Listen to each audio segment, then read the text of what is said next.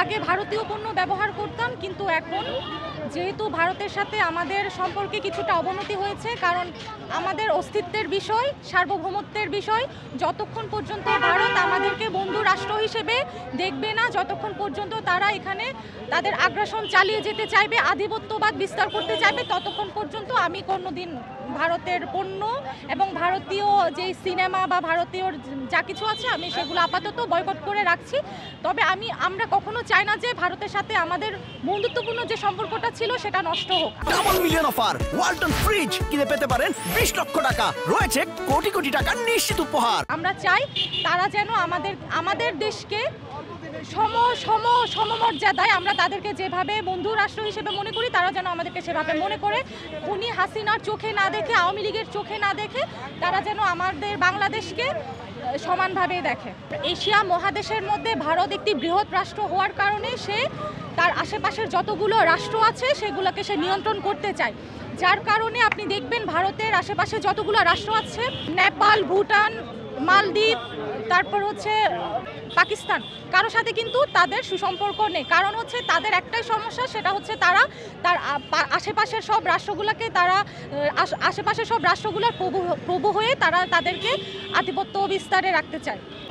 প্রথমত আমি মনে করি শুভেন্দু অধিকারীর কোনো চরিত্রই নাই রাজনীতিতে, কারণ সে আগে কিন্তু তৃণমূলের রাজনীতি করতো, এরপরে সে বিজেপির চরিত্র করেছে। তো শুভেন্দুর রাজনৈতিক চরিত্র নিয়ে আসলে কোনো কিছু বলার নাই, সে অনেক কিছু বলতেই পারে। আসলে তারা মূলত চাচ্ছে বাংলাদেশে সাম্প্রদায়িক একটা দাঙ্গা হোক এবং সেটার বেনিফিট হচ্ছে ভারত নিক।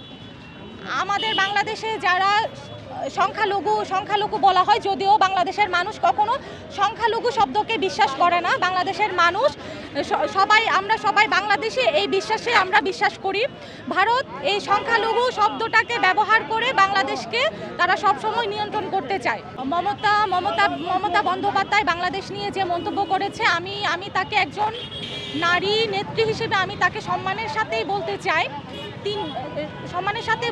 যে তিনি বাংলাদেশ সম্পর্কে যখন আমাদের 5ই আগস্টের আগে যে আন্দোলন হয়েছিল তখন কিন্তু তিনি আমাদের ছাত্র জনতাকে কিন্তু সমর্থন দিয়েছিলেন। সেই সম্মানের খাতিরে আমি মমতা ব্যানার্জিকে বলতে চাই যে বাংলাদেশের বর্তমান যে অবস্থা, এই মানে যেই ভেতরের যে অবস্থা, এগুলাতে আপাতত উনারা যে ধরনের ব্যক্তিত্ব, উনারা অ্যাগ্রেসিভ ওয়েতে কথা না বলে আসলে আমাদের দেশের জন্য এবং তাদের দেশের জন্য ভালো হয়।